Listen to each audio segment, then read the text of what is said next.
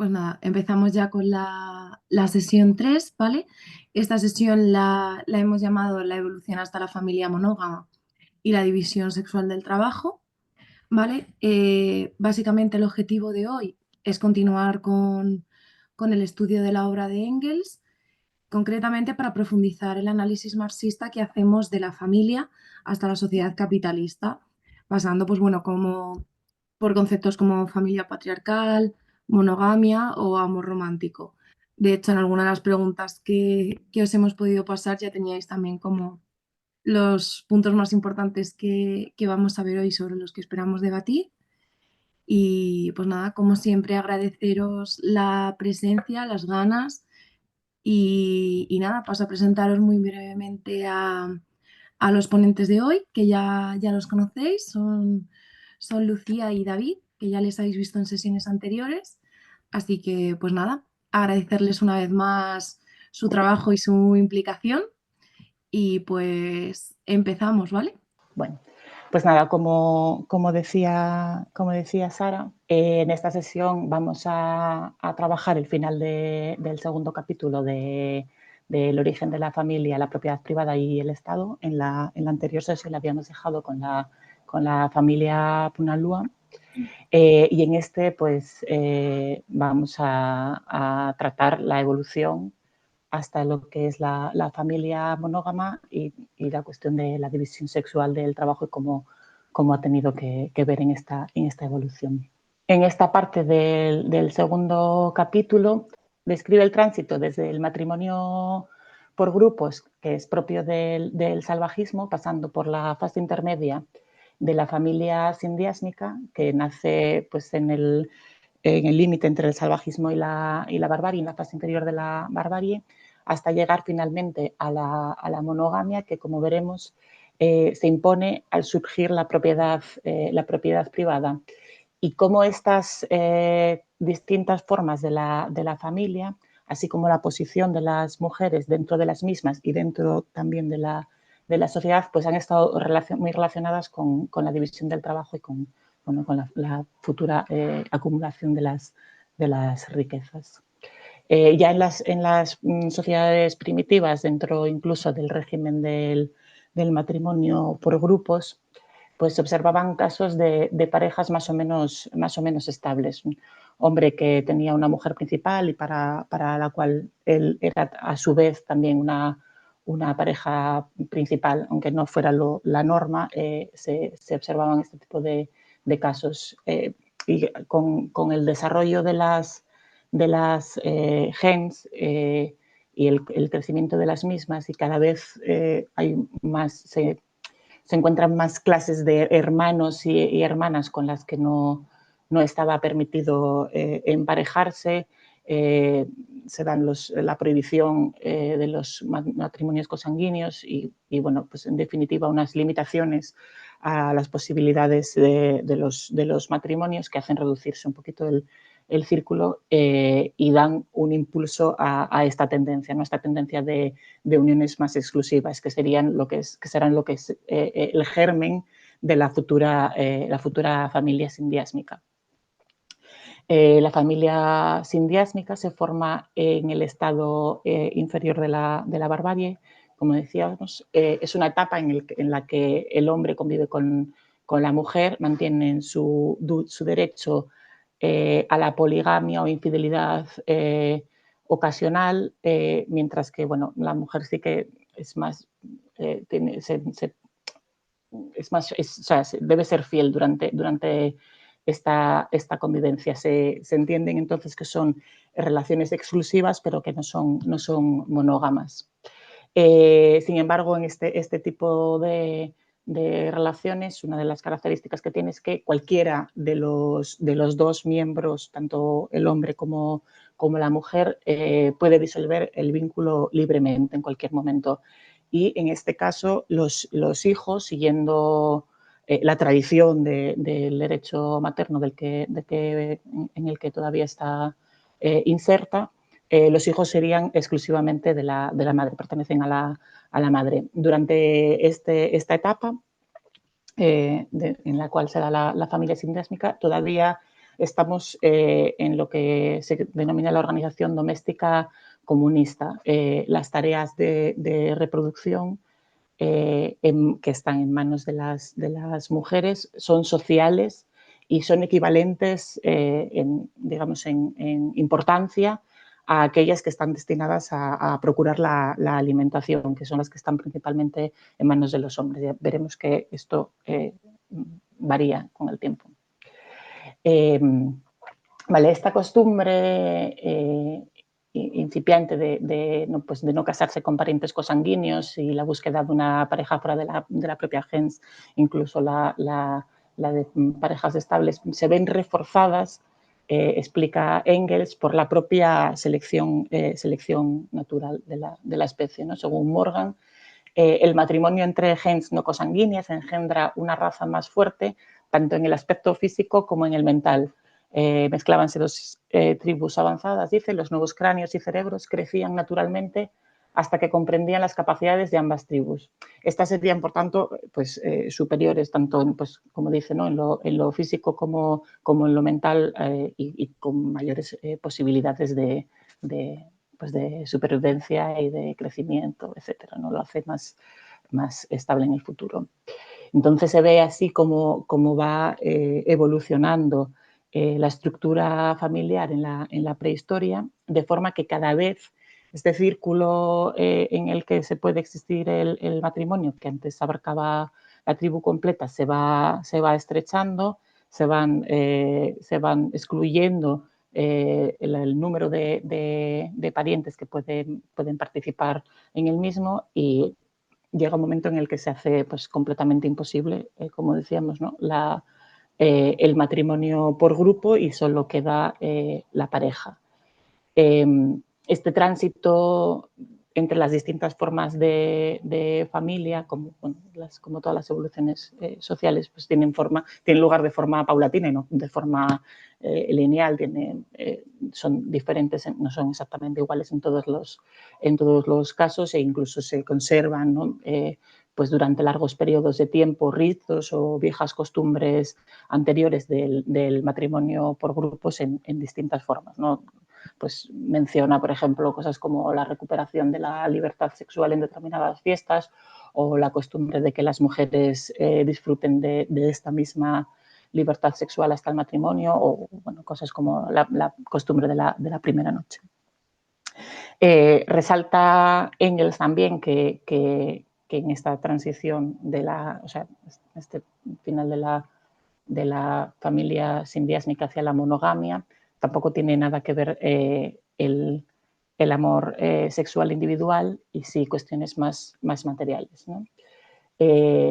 Dice que la familia simbiásmica fue fruto de la evolución de la familia, como decíamos, al estrecharse el círculo posible de parejas o de parientes con los que contraer matrimonio a la mínima expresión, y que este estrechamiento se da de forma, digamos, natural, ¿no? Es una forma natural de evolucionar la familia, y que la única manera en la que la familia simbiásmica podía dar paso a otro tipo de familia es que tuviera lugar pues un cambio, algún tipo de cambio social.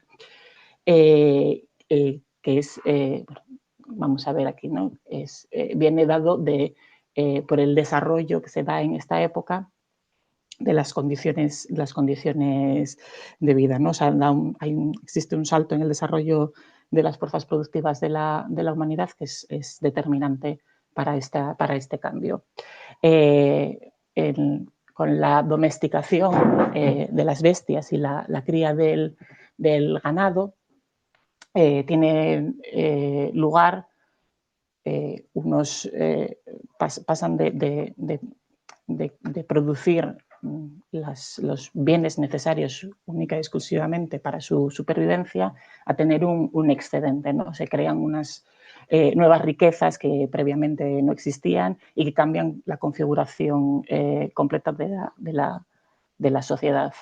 Hasta ese momento, las únicas riquezas, digamos, más o menos duraderas con las que tenían, pues eran los bienes caseros, los enseres domésticos, utensilios o armas muy sencillas propias de la economía recolectora en la que se desarrollaba este tipo de esta sociedad, ¿verdad?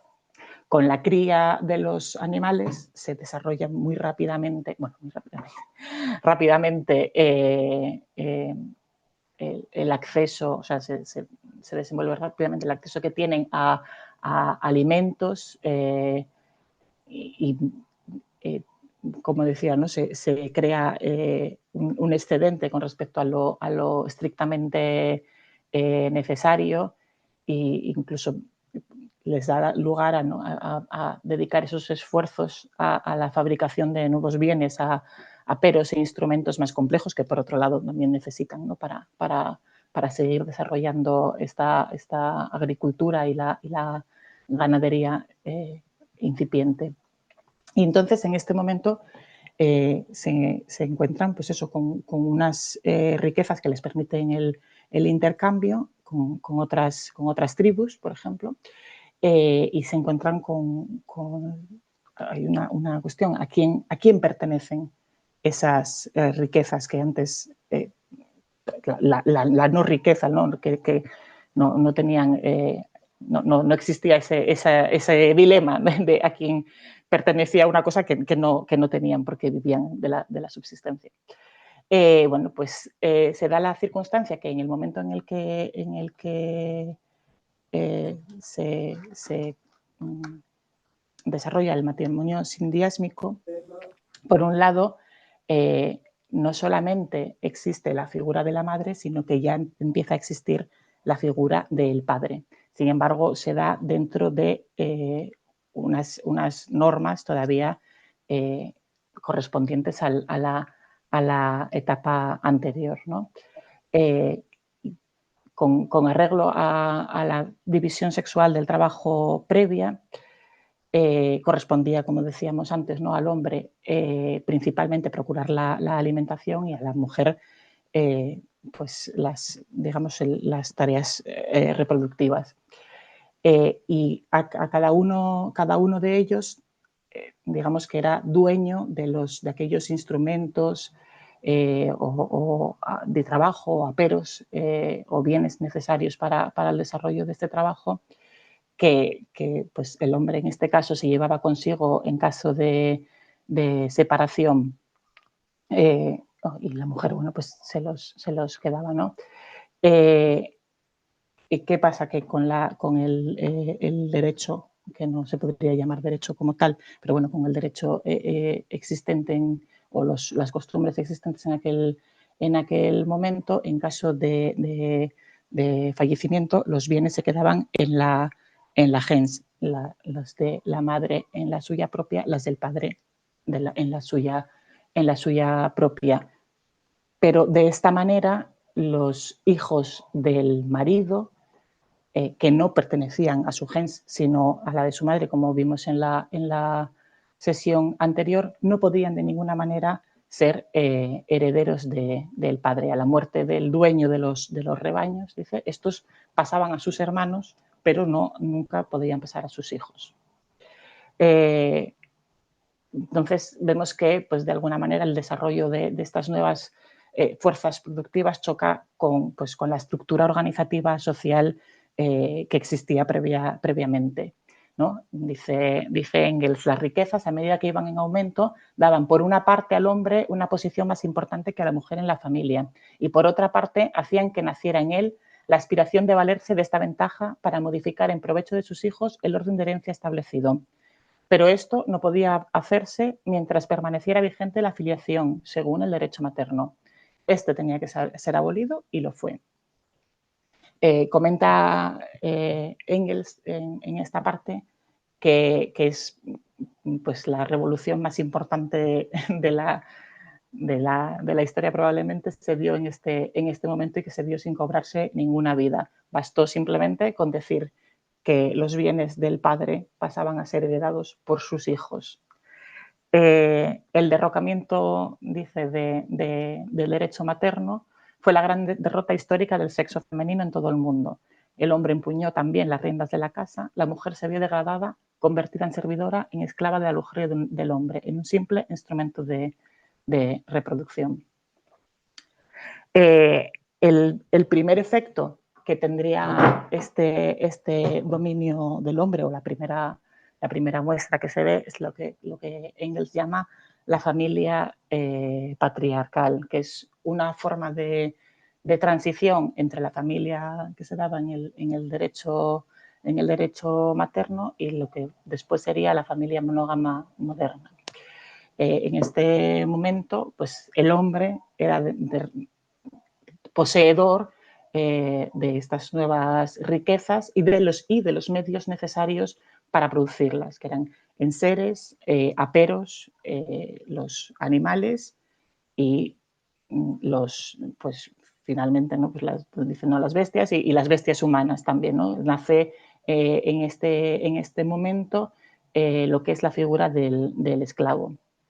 Esta previamente pues era obviamente inexistente, no tenía ningún sentido hasta ese momento, pues porque el trabajo, el fruto del trabajo del hombre no superaba, el trabajo del hombre no producía un excedente por encima de su manutención, con lo cual la figura del esclavo no tenía ningún valor, no tenía ningún sentido.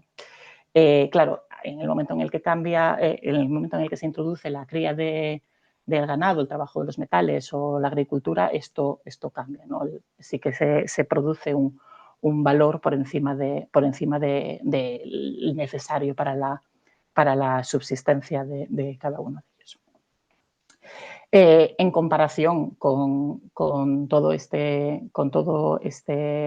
riquezas que se producían en este ámbito, el trabajo doméstico dejó de tener el reconocimiento, ¿no? la preponderancia y el reconocimiento social de que había gozado previamente, y con ello pues también la posición de la mujer sufrió un cambio absoluto. Y de hecho la mujer pasa a ser otra esclava del hombre en el ámbito doméstico dentro de esta familia patriarcal, ¿no? Todos ellos pasan a ser medios de producción en manos del padre de familia, de la familia patriarcal, que se define aquí en el texto como una organización de cierto número de individuos libres y no libres en una familia sometida al poder paterno del jefe de esta. Que además de tener, digamos, un poder por encima de todos ellos, este poder incluía el derecho a decidir sobre su vida y su muerte, ¿no? Como propiedades suyas que eran. Bueno, explica aquí Engels que como entramos con esto ya un poquito en los dominios de la historia escrita, pues utiliza lo que es el estudio a través del derecho comparado para efectivamente confirmar pues, este tránsito del derecho materno al paterno pues, a través de diferentes normas, ¿no? Luego, bueno, un poquito aparte, ¿no? Pero antes de meterse de lleno ya en el estudio de lo que es la familia moderna, monógama moderna, hace un pequeño aparte con respecto a las sociedades polígamas o poliándricas, ¿no? Dice que contesta de alguna manera que bueno, que solo serían posibles como excepciones dentro de una sociedad que para una misma sociedad en el que el reparto natural entre hombres y mujeres está pues, al 50% o aproximadamente al 50%, cualquiera de ambas tendencias en exclusiva sería imposible, porque solo sería posible cualquiera de ellas si existiera la otra, por el contrario, para compensar el excedente, ¿no? Si se han observado casos de este tipo, él admite la existencia de este tipo de casos, pero solamente entre las clases pudientes y de forma excepcional. Pasamos entonces ya de allí a la familia monogámica. Los rasgos característicos de la misma bueno, nace, como decíamos, ¿no? A partir de la familia sindiásmica entre los estadios medio y superior de la barbarie. Su consolidación es síntoma de la civilización. Como vimos, viene asociada a la aparición de la propiedad privada y no tiene nada que ver con el amor individual, que creo que ya lo comenté antes. Es un tipo de familia que se caracteriza por el predominio del hombre con el único interés de engendrar hijos cuya paternidad sea indiscutible, ya que van a ser herederos de sus bienes.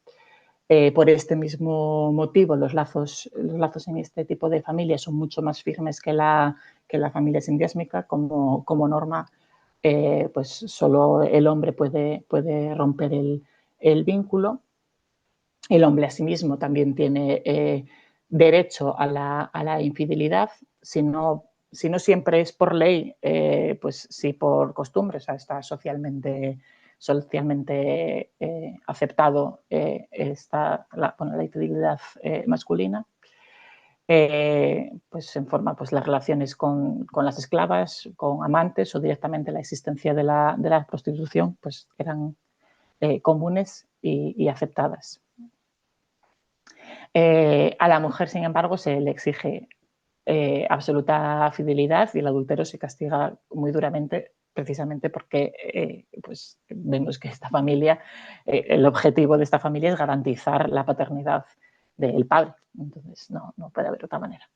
Es la primera forma de familia, dice Engels, que no se basa en condiciones naturales, sino económicas. Es el triunfo de la propiedad privada sobre la propiedad común primitiva. La familia monógama surge por medio de la herencia como una unidad de producción y consumo en detrimento de la comunidad, ¿no?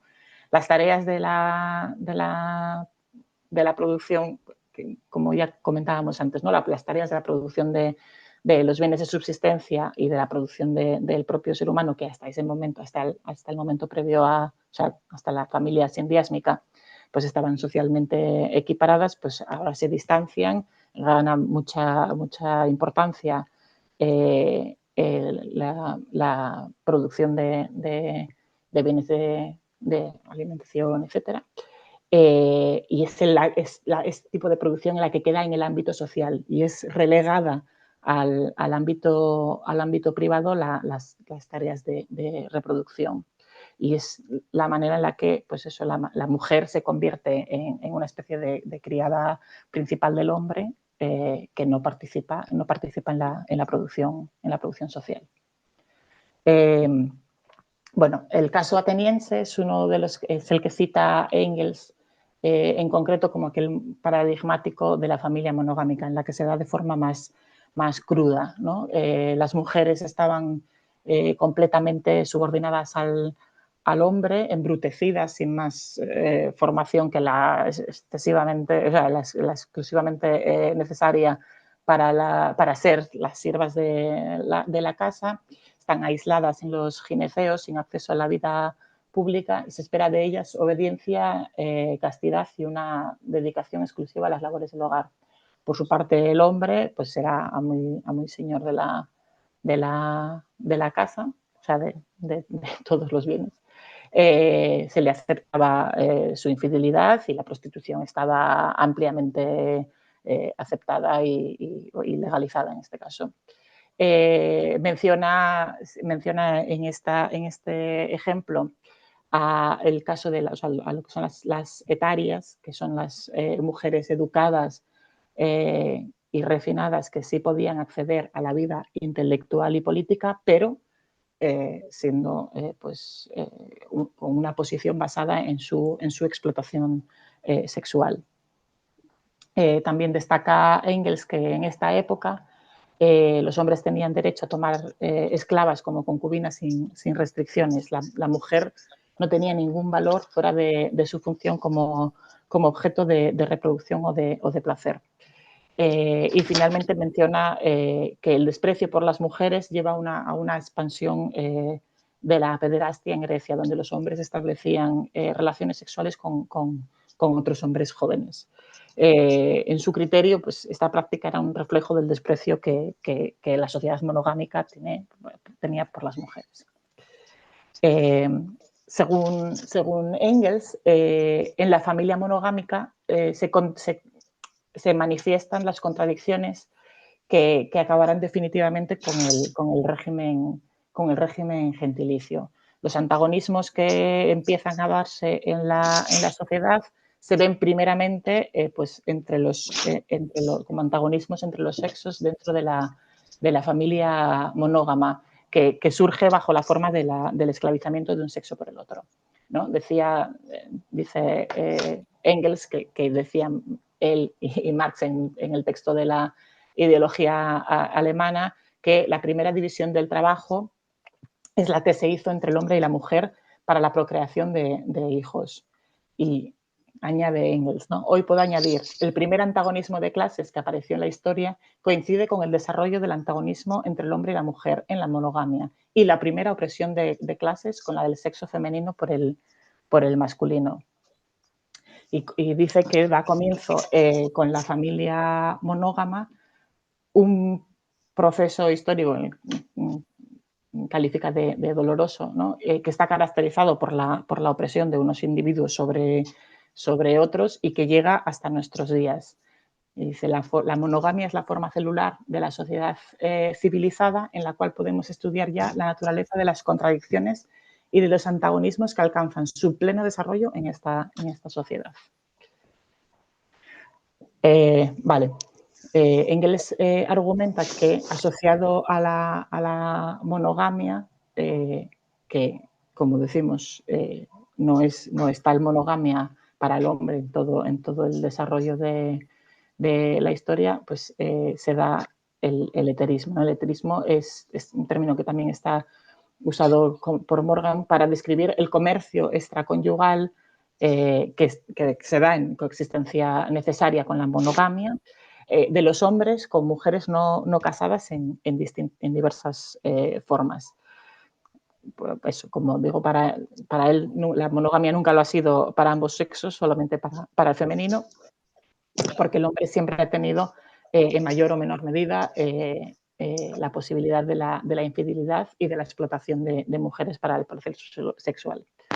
El heterismo tendría dos formas principales, que serían la prostitución, que según señala Engels es una institución social que se ha mantenido en todas las sociedades monogámicas y dice que su origen proviene de residuos de formas anteriores del matrimonio por grupos o de antiguas tradiciones de entregarse de ciertas sacerdotisas o de las jóvenes antes del matrimonio, en distintos casos, en distintas sociedades.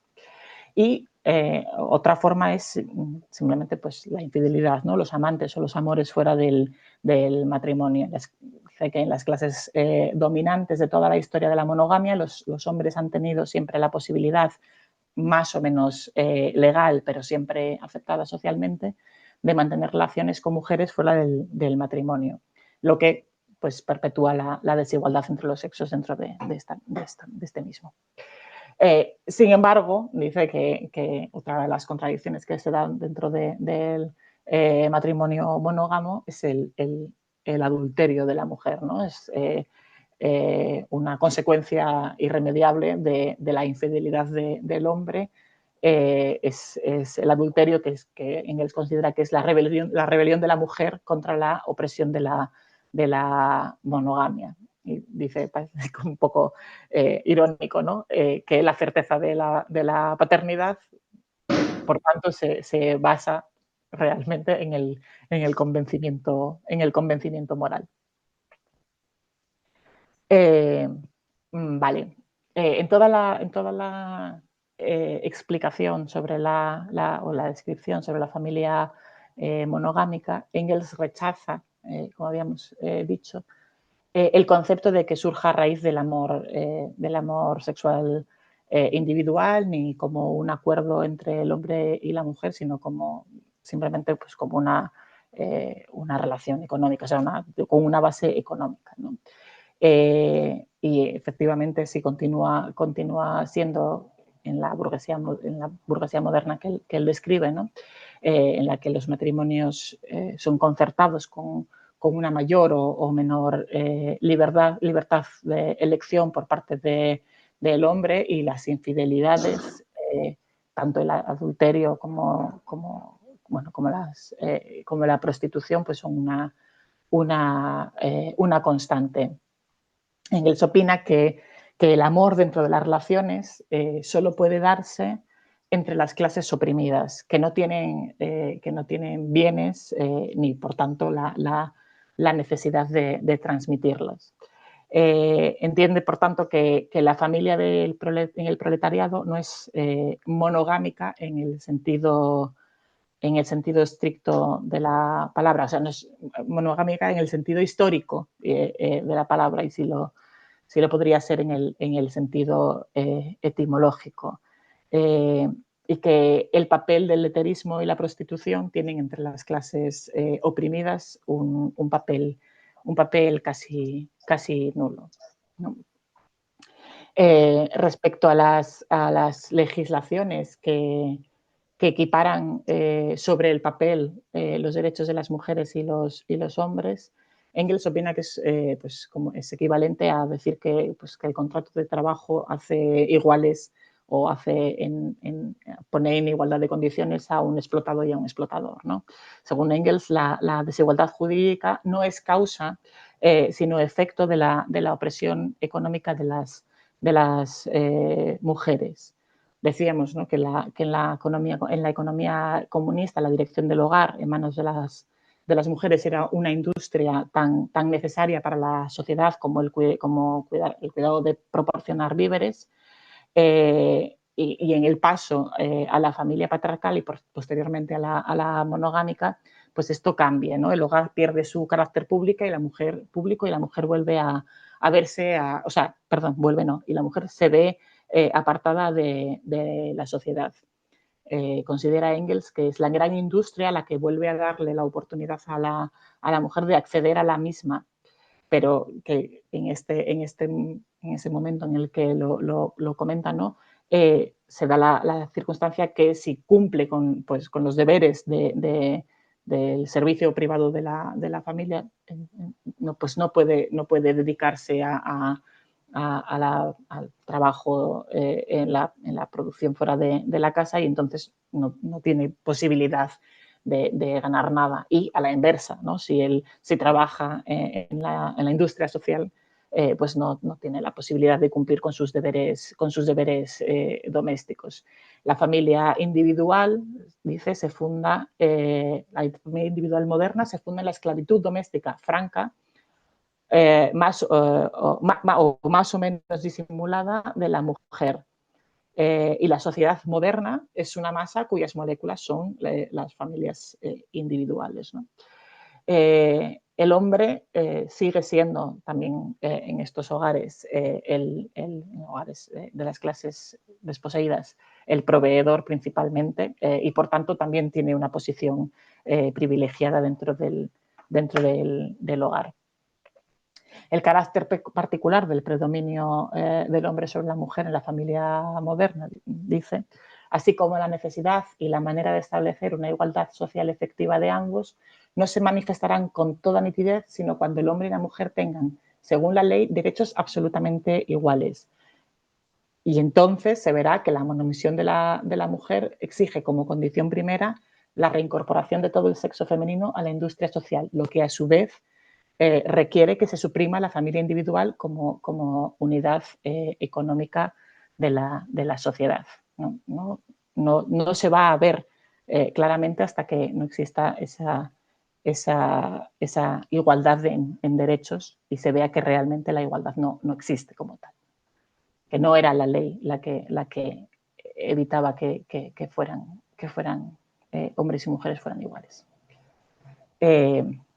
Vale, y para terminar, hace una reflexión sobre lo que vendrá, ¿no? Lo que él interpreta. Dice que estamos en las puertas de una revolución social en la que las bases de la monogamia caerán así como las bases de la prostitución también, ¿no? Se dará el fin de la familia como una unidad económica de la sociedad. La economía doméstica, por tanto, pasará de nuevo a ser un asunto social, así como pues, la crianza de los hijos, etcétera. Entonces se pregunta, ¿no?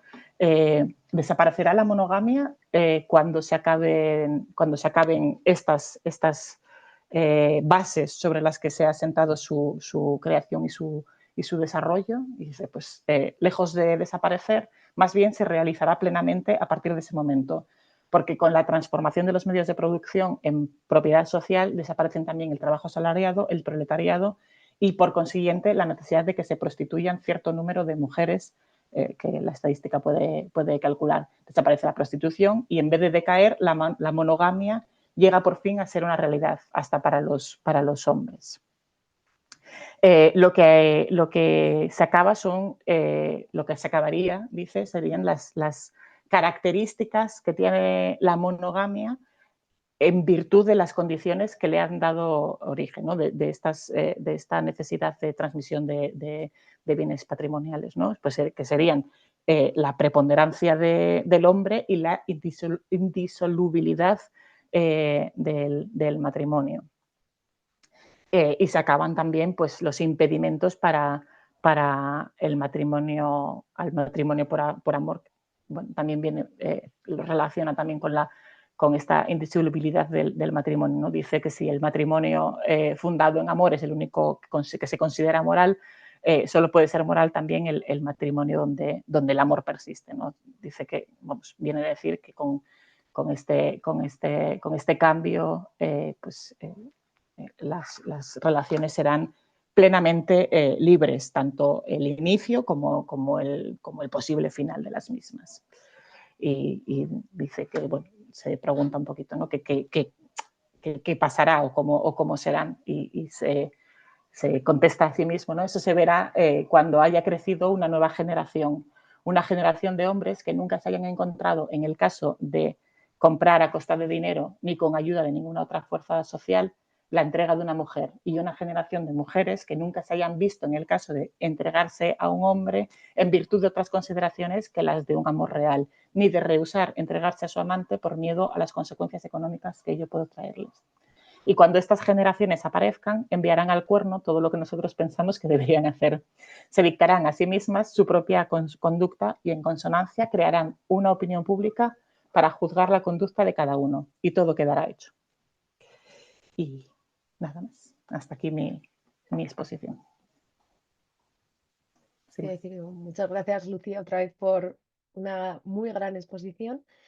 Y nada, como siempre, si queréis un par de minutillos para que vayáis levantando manos, bien para debates, dudas que tengáis o cualquier cuestión. Y nada, según vayáis levantando mano, pues os voy dando palabra, ¿vale? Para vergonzosos, recordad que tenéis el chat.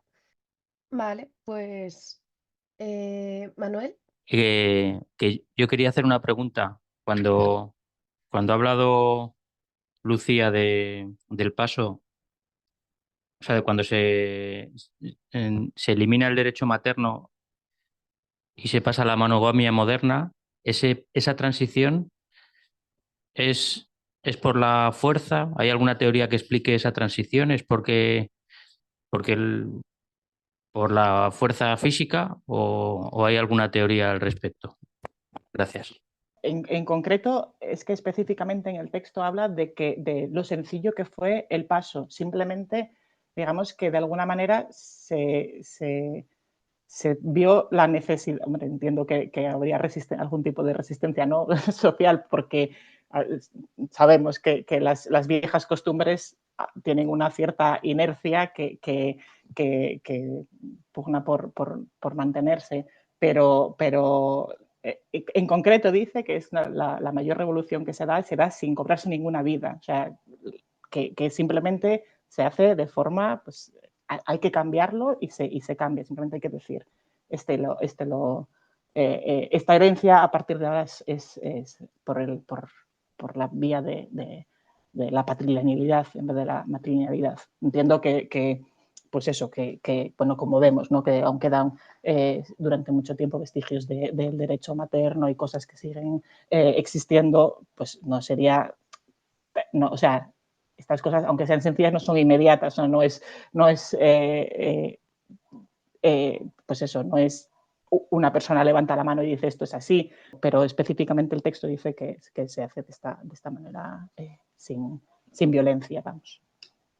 Esti, creo que has sido la primera en levantar la mano y luego iría Manuel, ¿vale?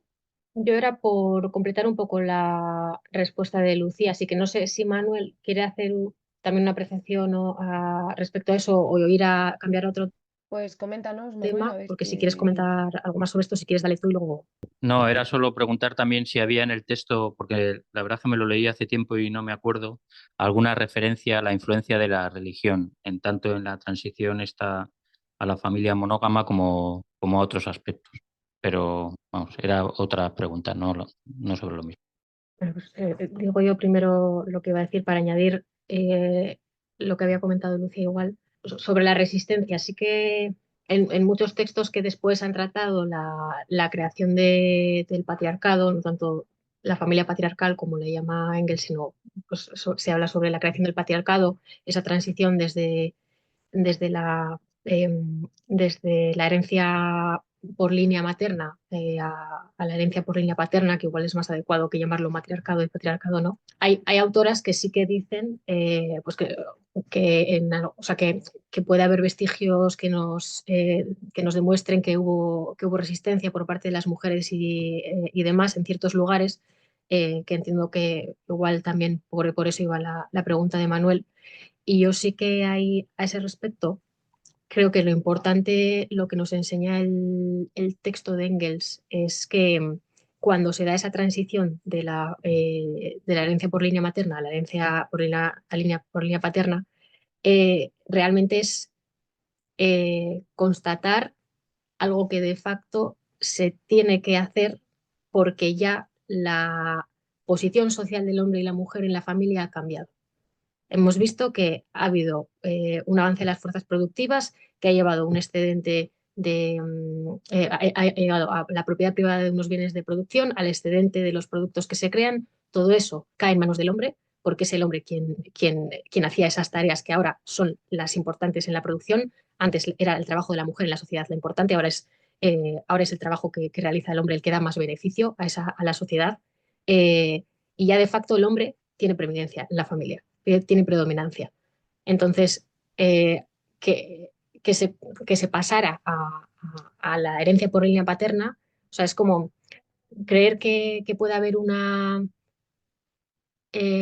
resistencia, por ejemplo, general de las mujeres hacia los hombres es idealista, porque realmente, o sea, no estaban en posición de generar esa resistencia. Ya no existía esa predominancia social suya.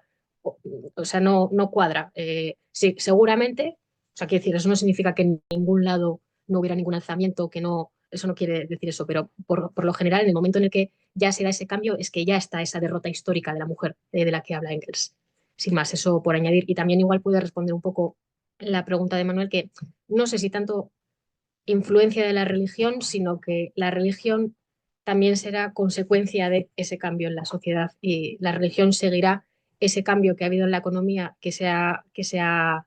en la base económica que se ha visto, que ha influenciado a la familia, también habrá influenciado la religión y cómo se entendían las religiones y todas las normas religiosas que se generaban alrededor. Entonces, no sé si tanto podemos decir que la religión, bueno, que también no es tan simple como decir que la religión no tendría ninguna influencia, seguro que sí, pero o sea, será un factor, pero el factor determinante es el, este cambio en la base. Al menos eso intenta explicar un poco el libro, explicado un poco desde la teoría materialista del conocimiento.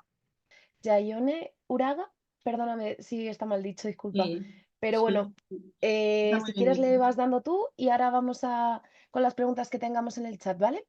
Bueno, comentar respecto a la pregunta que hacía Manuel Higuera, yo no soy especialista, pero he leído que desde estudios de genética se sabe que hace como 6.000, 8.000 años de las estepas rusas, del norte de India, hay unas migraciones importantes a lo que es la actual Europa. Se sabe que en Europa se practicaba una religión en la que se adoraba a la tierra y a las fuerzas de la naturaleza y tal. Por los restos artísticos también se sabe que se veneraba la tierra como hembra, ¿no? Y de ahí, pues, igual hilar con lo que decíais de que en estadios anteriores la mujer tenía un papel preponderante, ¿no? Porque era transmisora de la vida, porque no solamente se ocupaba del trabajo reproductivo, sino también era un poco el hilo conductor entre la trascendencia, vamos a decir, ¿no? Las religiones ancestrales y la comunidad o el grupo. Se sabe que en esa gran migración una parte importantísima de los individuos varones fueron eliminados, desaparecieron, porque los estudios genéticos demuestran cómo el factor XY o el Y, no sé si lo estoy diciendo muy bien, de aquellos varones originarios de Europa desapareció prácticamente, ¿vale? Y hay teorías, también desde la antropología, que dicen que en ese momento se instauró un sistema o se empezó a extender un sistema en el cual la mujer ya no era una participante del grupo, de la comunidad, vamos a decir, sino pasó a ser sierva. ¿Por qué? Porque también la religión que traían de esos pueblos era una religión en la que la divinidad era masculina, guerrera. Se sabe que habían domesticado los animales, los caballos en concreto, para la guerra, que utilizaban los metales para la guerra. Y sin embargo, en las anteriores poblaciones europeas no hay evidencias de que hubiera esos metales para la guerra. Quiero decir que yo oyéndoos, sí también me entra la duda, digo que yo no soy especialista en eso, pero sí me entra la duda de que efectivamente hubo resistencia o pudo haberla. Y no solamente de las mujeres, sino de otras sociedades en las que con sus más y sus menos había cierta equidad, vamos a decir, ¿no? O por lo menos había consideración positiva por la aportación que hacía a la comunidad el grupo de las mujeres. Y bueno, pues eso. Gracias. A ver, dos cuestiones. De lo que comentas de la mujer pasó a ser sierva porque había una religión con una deidad masculina. Básicamente lo que argumenta Engels aquí en algún momento del texto, pero no sé si es en este capítulo, hace una crítica precisamente a la justificación de los cambios en base a las religiones o a las creencias, ¿no? Justamente lo que está diciendo es que las costumbres y posteriormente las costumbres se modifican porque cambia la base material sobre las que se asienta. Siempre por detrás, siempre cambian por detrás primero tienen que cambiar las condiciones y cuando este cambio es lo suficientemente grande, como veíamos en sesiones anteriores, yo creo que fue, no sé si fue la de Esti o la de David, es cuando efectivamente las normas, usos, costumbres y con ellas las religiones es una parte de las mismas, se modifican. Y de lo de la resistencia, es un poquito lo que decía Esti. Seguro que hubo resistencia, claro. No creo que de repente todos imagínate, ¿no? A nivel tribu se aceptaran tranquilamente todas un nuevo cambio en el orden establecido. Y prueba de ello es que efectivamente algunas de las cuestiones del derecho materno siguieron manteniéndose durante bastante tiempo. Estos cambios no son tan inmediatos y seguramente sí que hubo algún tipo de resistencia, pero efectivamente no fue necesario una revolución armada, no fue necesario una revolución violenta para hacer este cambio porque el poder ya estaba en manos del hombre. el poder derivado de la propiedad de estos bienes. Y esa posición predominante dentro de la sociedad ya la tenían, no necesitaba que nadie se la diera, no necesitaba quitársela a nadie porque ya era suya. Entonces sí, una resistencia evidentemente es bastante razonable que existiera, pero no fue necesaria esa revolución violenta para hacerse con el cambio. También una cosa antes de dar otra vez palabra, que he visto que hay manos levantadas, eh, porque en un momento has comentado que también esa situación que se estaba dando de denigración de la mujer o cómo se había rebajado la posición social de la mujer en ciertas sociedades, que se veía mal por parte de otras sociedades que coexistían en la misma época. Y eso también es posible porque no, o sea, en ningún momento se está diciendo que a todas las tribus, a todas las gens, a todas las sociedades que coexistían en la misma época les pasara esto a la vez.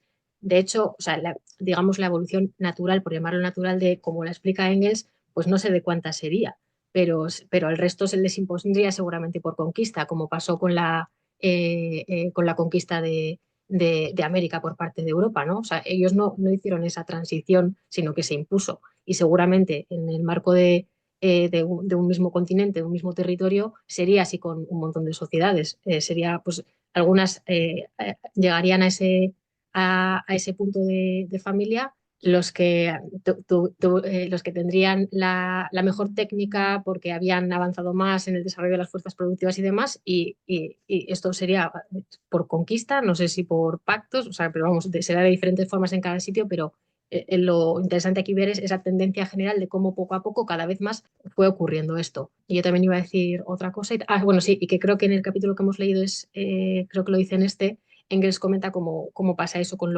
hace la comparación entre los romanos y los germanos, si no me equivoco, y explica cómo en el caso de los germanos la familia monogámica sí estaba, pero no estaba tan, creo que era con la monogamia, no las indias, mi cara, no me acuerdo bien, pero no estaba tan establecida y es en el momento en el que se encuentran las dos culturas cuando se consolida también para los germanos. Entonces, o sea, que eso no es algo monolítico, estamos diciendo esto fue en estas fases y fue así siempre, pero sí sacar la tendencia general que nos permite dar una explicación histórica materialista de cómo pudo darse esa transición, que luego seguro que hay casos concretos, excepciones y demás, ¿no? Pero bueno, por aclarar eso. No, Te damos palabra. solo por complementar lo que decía Lucía, ¿no? Y es verdad, o sea, tienes razón, no solo, claro que tienes razón, tú eres la que está dando el curso, no, pero no solo por eso, sino porque es verdad que en esto que os comentaba, estos pueblos de la estepa rusa y tal son ganaderos, o sea, y ahí está el rollo, ¿no? Son ganaderos, utilizan tal, ¿no? Van conquistando pueblos, haciéndose con las propiedades, o sea, ya se ha metido el tema de la propiedad privada. Y luego lo que decía la religión no es que la mujer pase a ser sometida por la religión, sino que es significativo que esa religión de los invasores fuera de un dios celeste masculino, toda la fuerza, toda esa movida, ¿no? Cuando en otras comunidades más comunitarias, vamos a decir, o más colectivas o llamarlo como queráis, no existía esa figura. Bueno, eso era. Nada, muchas gracias. De hecho, es que en este mismo capítulo que hemos leído hoy, parte de las referencias que utiliza Engels es precisamente la mitología, ¿no? Cómo se dan los cambios en la mitología a raíz del cambio en la sociedad, precisamente porque la religión va, digamos que un poquito por detrás de estos cambios que se dan en las condiciones materiales de cada sociedad y reflejan esto mismo. Sí. Por eso precisamente entiendo que sería el dios de estos hombres que tú dices, de estas tribus que eran ya ganaderas y que estarían en estas circunstancias, pues sería un dios, una deidad masculina. Vale, o sea, yo con esto creo que, o sea, tampoco me centro mucho como moderadora porque me parece que puedo viciar el debate. Pero bueno, yo creo que al final también hay que tener en cuenta, ¿no? Que no dejamos de ser un seminario, ¿no? De cómo se afronta la cuestión de la mujer desde el marxismo-leninismo. Entonces, no podemos desligar, ¿no? Que este asunto de la influencia de la religión, al final hay que hacer de él una lectura marxista en este ámbito, igual que lo haríamos en cualquier otro, ¿no? La religión es la que le da un empaque ideológico a esta opresión de las mujeres, ¿no? Pero esta opresión se sustenta en cualquier caso sobre una opresión económica, ¿no? Entonces, o sea, no sé, como que sí que me parece un matiz que igual no estaba quedando lo suficientemente claro, que en otras cuestiones son como análisis que se hacen desde un primer momento y sin embargo cuando se aborda las cuestiones de la mujer o de esta clase de cosas muchas veces incluso se mistifica más de lo normal y yo creo que sí que es un matiz que tendría que quedar claro. Bueno, Manuel, veo que tienes la mano levantada, pero si Lander ha conseguido apañar sus problemas de audio, te damos paso, ¿vale? Que antes no has podido. Vale, de acuerdo. Creo que se está quedando un poco tarde este apunte para lo que decíamos, entonces quizás lo haré brevemente como para que avancemos.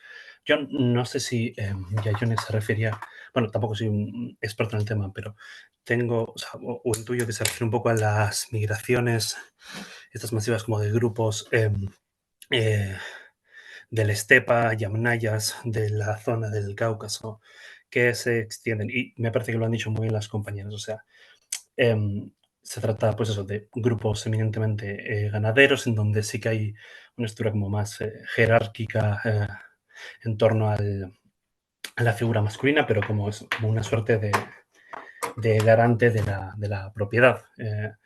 Grandes cabezas de ganado, caballos y demás. Y a mí me parece interesante, como los últimos análisis que he estado leyendo como un poco al respecto de esto, cómo se trata de una evolución también en un plano pues, económico, ¿no? Parece ser que las sociedades de la zona más continental europea, como decían, más evidentemente agrícolas, que sí que tenían un papel en donde había una igualdad un poco mayor en cuanto a la cuestión legal y una predominancia, no predominancia, pero sí ciertos puntos de igualdad entre las mujeres y los hombres. Estoy pensando en las culturas Kuten y demás que se construyen en torno al área de lo que hoy es Ucrania, desaparecen también por una evolución también en la propia en el clima de nuestro planeta, ¿no? Vuelve a haber una época de épocas más frías. La Tierra, por la tecnología que tenían estas sociedades, deja de ser tan fértil, deja de ser, sostenible, grandes sociedades de tipo más agrícola, y toda la zona del centro y pero extenso por toda Europa, comienza un proceso de desertificación. Entonces, claro, no se trata, por más que sí que es cierto, pues que hay, bueno, puede haber, ¿no? Enfrentamientos entre pueblos de índole indoeuropea, ¿no? Que son los descendientes de los Yamnayas, con pues distintos pueblos presentes en Europa, como pues una progresiva avance de un pueblo que pues tenía una tecnología mayoritaria, ¿no? Como decíais, metalurgia, también propiedad y eh, y bueno, que estaban más adaptados en cierta manera para parte del proceso. Y sí que hay una cosa como que me parece importante. Recuerdo que hace años salían muchos anuncios en la prensa española y europea diciendo que se había descubierto por los ADNs genéticos y bueno, la paleogenética es una rama apasionante, que un grupo de gente del estepa había erradicado a todos los hombres de todos los linajes masculinos originarios de Europa. Y bueno, resulta pues que eso no es del todo así, que siguen estando presentes, pero es cierto que bueno, lo que tenemos mayoritariamente, solo por hacer un punto rápido, y disculpen que se me haga particularmente larga esta intervención, es que, claro, no tenemos un muestrario muy amplio de todas las personas que vivían en esa época. La mayoría de los espacios que se guardan de los restos humanos que tenemos corresponden a líderes. Y sí que parece ser que en muchas de las comunidades, por más que los linajes masculinos y femeninos, vamos, de la Europa originaria, pues permanecen, sí que hubo mucho de esta élite pues, de la estepa que se estableció. Sin embargo, pues no es cierto que hayan eliminado por completo los habitantes o que sean un poblado pues muchísimo más guerrero. Hay también una asimilación de los linajes genéticos propios de Europa. Vale, pues en principio, Manuel, tienes la palabra.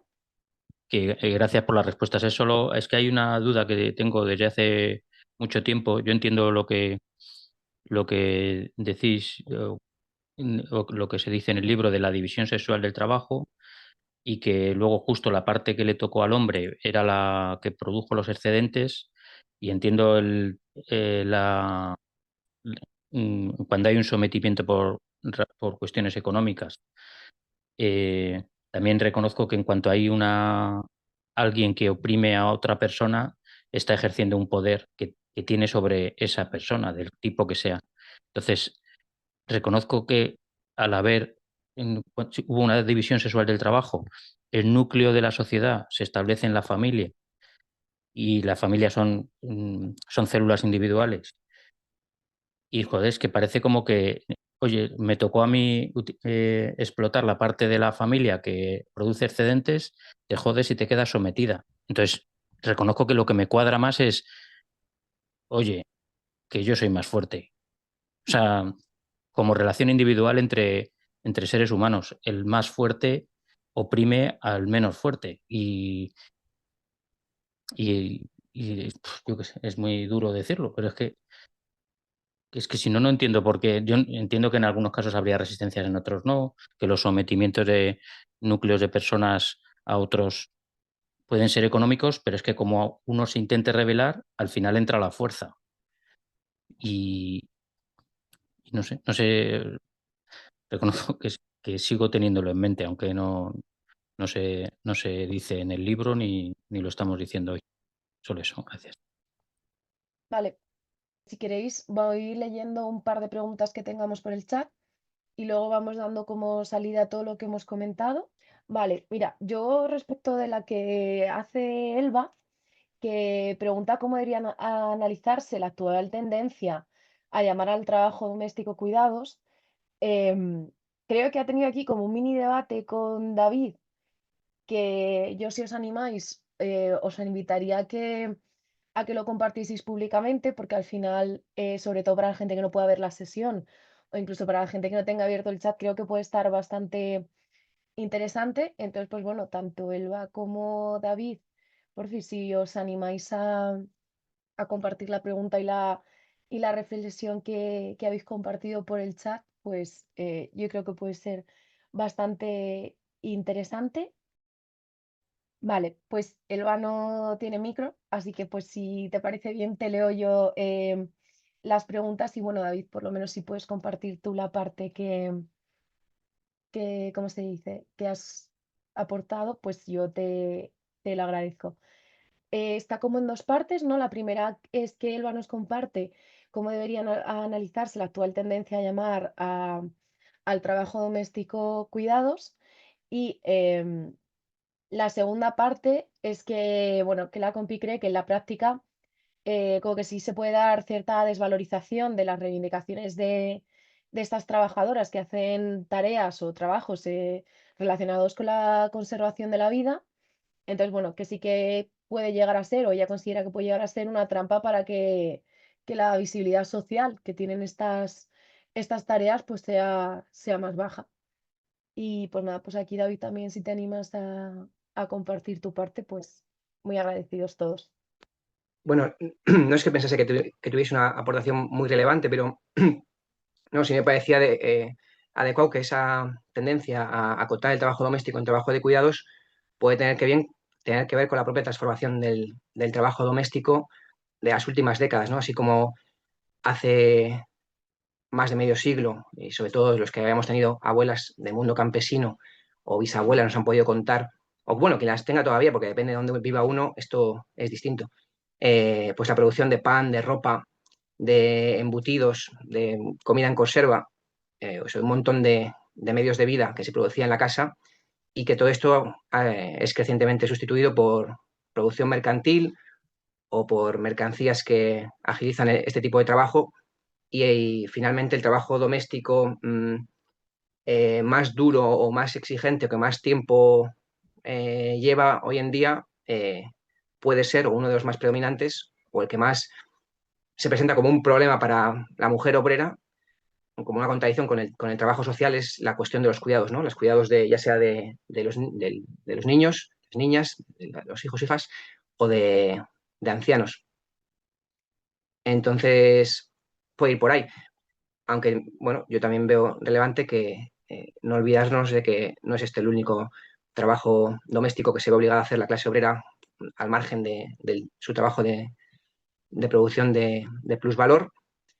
Y eso es todo lo que compartía. Vale, pues muchas gracias, David. Si quieres añadir algo, Elba, porfis, en el chat y te voy leyendo. Y nada, Esti, si quieres darle tú ahora. Sí, yo le estaba dando vueltas a la intervención de Manuel porque me parece que has tocado varios elementos de interés y al principio he dicho, a ver cómo se puede responder a todo, pero creo que voy a centrarme en dos cosas.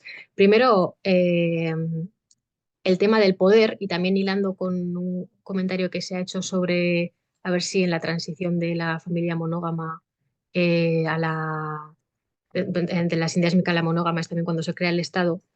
Eso yo creo que lo vamos a ver mejor en la próxima sesión, pero sí que comentar en general que Engels describe que en las sociedades primitivas como que no existía el Estado porque no había propiedad privada ni división de clase y es con el desarrollo de las fuerzas productivas, sobre todo agricultura y domesticación de animales, cuando se produce el excedente económico, se produce riqueza y a medida que algunos individuos o grupos se apropian de los medios de producción y del excedente, surgen lo que son las clases sociales, ¿no?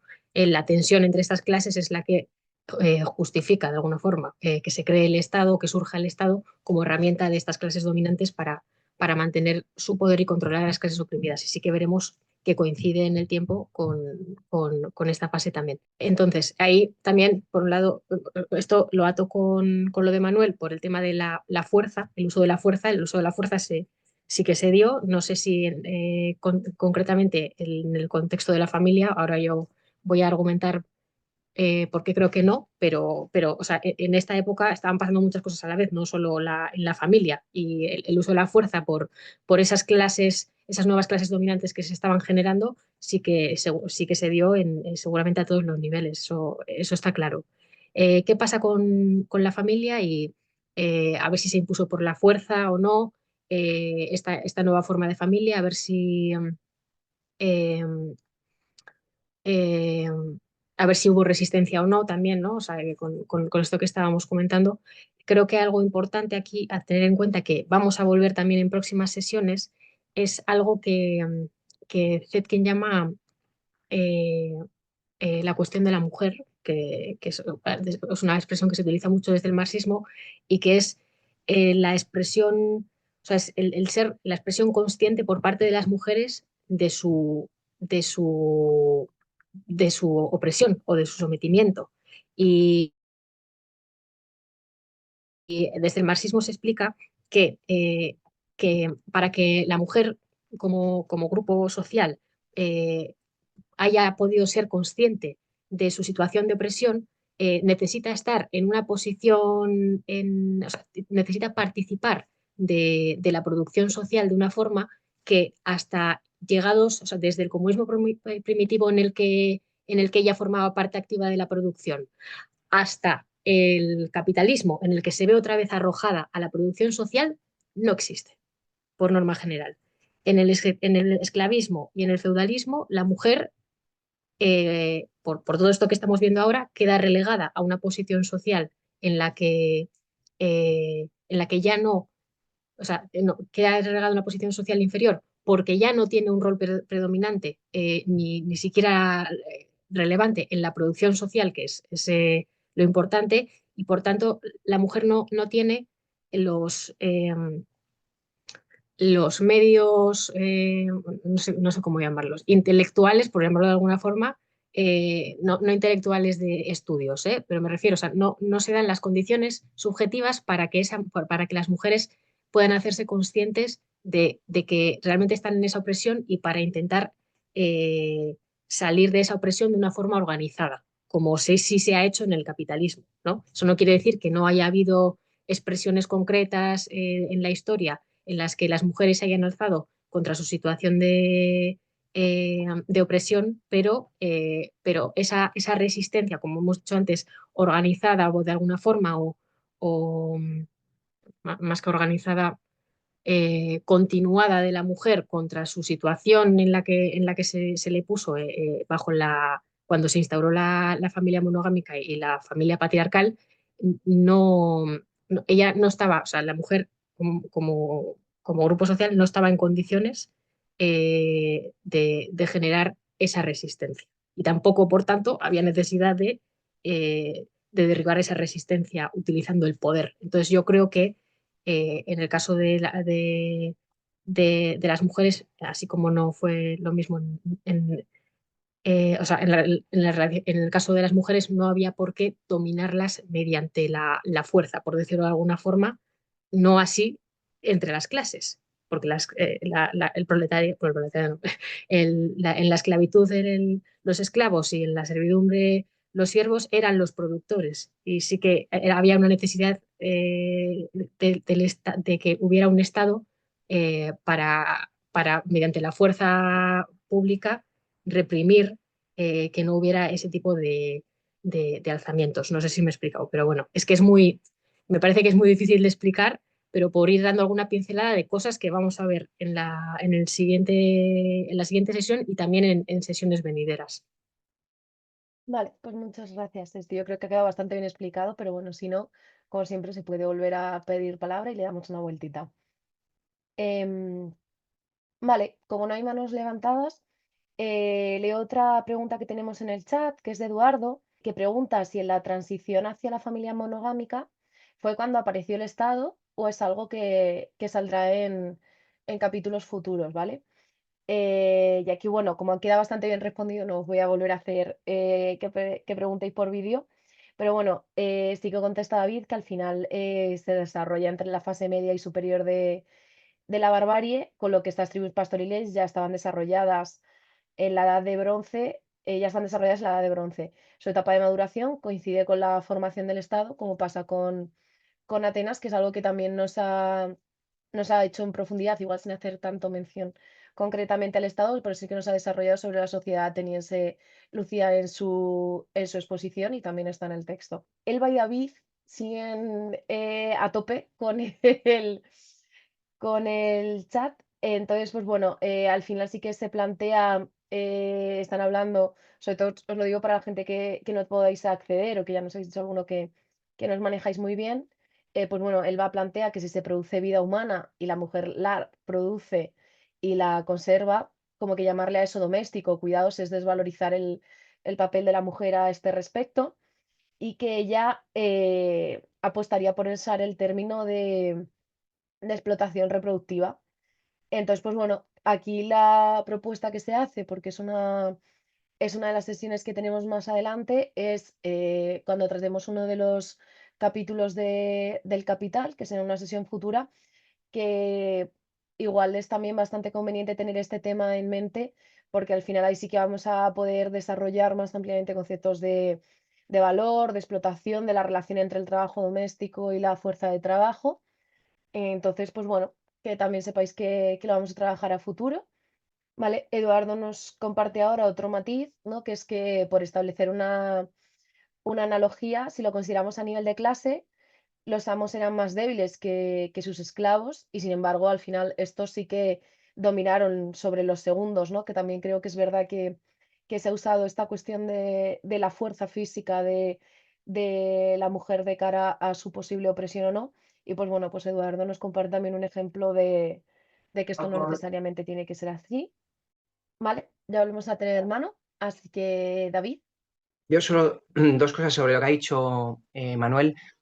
Una de las dos cuestiones que Engels trata de evitar desde una perspectiva materialista o que trata de mostrar como no las metodológicamente adecuadas, una es la de explicar la situación, lo que ocurre, porque existe una religión o una consagración ideológica de cierta conducta. Al contrario, habría que explicar en qué momento dado surge una religión, y ahí es lo que le reconoce a Bachofen. Dice, Bachofen ha descubierto que hubo un momento en que las religiones eran todas de orden apegadas al orden matrilineal, ¿no? A una situación en la que la mujer tenía una situación bien de igualdad, bien incluso de cierta preponderancia o cierto aprecio en el seno de esa sociedad matrilineal, como la madre reconocida como tal, que el padre no existía. Bachofen descubrió eso, y lo que Bachofen argumentaba era que el paso al dominio masculino tuvo que ver con la conversión de esa religión de corte matrilineal, y que él incluso llama de una sociedad, bueno, ginecocrática, bueno, eso no importa. O sea, Bachofen explicaba el cambio social desde el cambio religioso. Y ahí es donde Marx, desde el prólogo, o sea, perdón, Engels desde el prólogo mismo dice, aquí se nos está colando una explicación idealista de lo que ocurre. Entonces, como ha dicho Esti, para que sea posible ese cambio en la línea de descendencia, siendo la línea de descendencia una manifestación de las relaciones económicas, ha tenido que haber primero un cambio en esas relaciones económicas. Y siendo ya el trabajo masculino el que tenía la primacía en el seno de la sociedad, Engels dice explícitamente que no se tuvo que tocar a nadie. Eso es lo que dice él literalmente. Es fácil que sea hasta asumido como razonable por el, pienso, o sea, quiero decir que se está barajando la hipótesis de la violencia. Engels apunta en otro sentido, puede considerar incluso el sexo femenino razonable, que ese sector de la sociedad, que es el que, digamos, el que controla, el que domina, el que sabe cómo son el manejo de las cuestiones que son importantes para la comunidad, pues que sea el que legue su propiedad a sus hijos, ¿no? etc. Parece que la hipótesis de Engels va más en esa línea. Iba a comentar algo más, pero ahora se me ha ido, ya si eso pido la mano otra vez.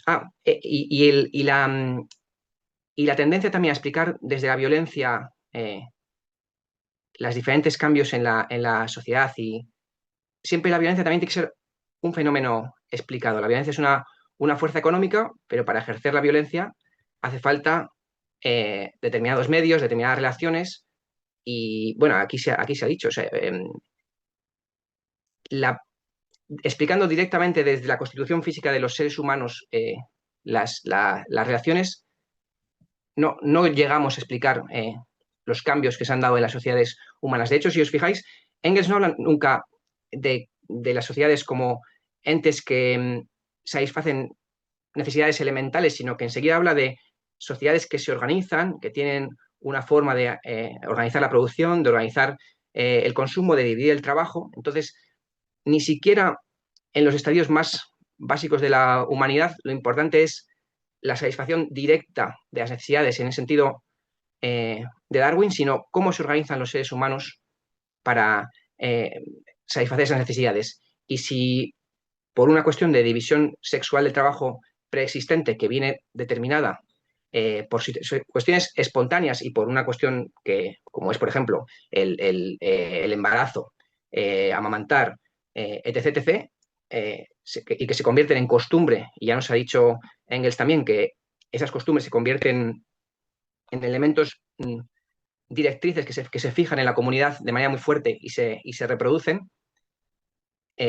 Si ese mantenimiento de esa división, mientras existe, se da un cambio en el peso de cada uno de los trabajos al interior y al exterior de la comunidad, de ahí que Engels diga, ese cambio no es raro concebirlo como algo que produjo un cambio radical, y al mismo tiempo no hizo falta tocar a nadie para que se llevase a cabo. Iba a decir que lo has puesto, Lucía, pero me parecía muy relevante ponerlo mucho en énfasis, es todo el movimiento desde la aparición de la monogamia como sistema de dominación del hombre sobre la mujer para asegurar la descendencia por línea paterna, la aparición en otro momento de la historia del amor sexual individual moderno, que incluso nos dice Engels aquí, aunque luego creo que no sé si lo menciona más adelante en otro momento, que en el caso del amor caballeresco es aparece para dilapidar el matrimonio, o sea, siempre es un amor sexual al margen del matrimonio, que llega el caballero a la casa de la amada por la noche y tiene que salir antes de que amanezca para que no... a un planteamiento a futuro y en el seno del proletariado, en la sociedad capitalista, en el que esa monogamia no tiene ya relación con el origen histórico, sino, dice Engels, se sigue manteniendo la etimología en el sentido de que se elige una pareja y si es coherente con el amor, si no se disuelve, a la idea a futuro de que esto todo parece indicar que bajo el socialismo lo que se va a dar es rienda suelta a este tipo de relación, a la relación establecida en torno al amor, en torno a los recíprocos sentimientos de amor durante el tiempo que se dure, aunque luego ya vemos que Lenin se encarga de decir que ahí no se refiere Engels a una idea de amor breve y no seria, sino a sentimientos de amor profundos, de compromiso, de entrega, etc. Entonces es todo un proceso en el que la misma palabra, la idea de monogamia, cambia absolutamente describe relaciones completamente distintas, aunque sean entre pareja, desde de un extremo hasta otro. Y bueno, me parece muy interesante esto en un sentido dialéctico, ¿no? O sea, observar cómo lo que parecía lo mismo, que simplemente la unión de dos puede ser antagónico, puede ser la unión de dos por esclavización, la unión de dos en libertad mutua. Y aquí Engels nos distingue completamente un concepto con qué raíces históricas surge y luego cómo se transforma de contenido completamente. Nada, que me parece muy, muy dialéctico y que da pistas para nosotros, yo creo, a enfocar cualquier fenómeno, estudiarlo así en su movimiento histórico y en su conexión interna, que a veces puede transformarse mucho independientemente de que el nombre se mantenga. Vale, que Esti nos ha compartido un último ya mensaje, está sí que sí de cierre, reflexionando sobre lo que crea en primera instancia esa desigualdad de poder y que nada, que eso es lo que estábamos intentando aclarar hoy, que la fuerza no crea la desigualdad de poder ni por tanto la opresión, sino que es una herramienta y una forma de mantener esta opresión. Entonces, pues bueno, eran una de las cosillas que nosotros consideramos importantes de esta sesión y pues este también aprovecha y la pone en valor. Y pues nada, que lo de siempre, que muchas gracias por estar aquí, por seguir estudiando colectivamente ya con el paso de los meses y nada, que nos vemos en la próxima y muchas gracias Lucía de nuevo por el trabajo y por la presentación. Así que nada, buenas noches, camaradas, compañeros y amigos. Buenas noches. Buenas noches. Buenas noches, gracias.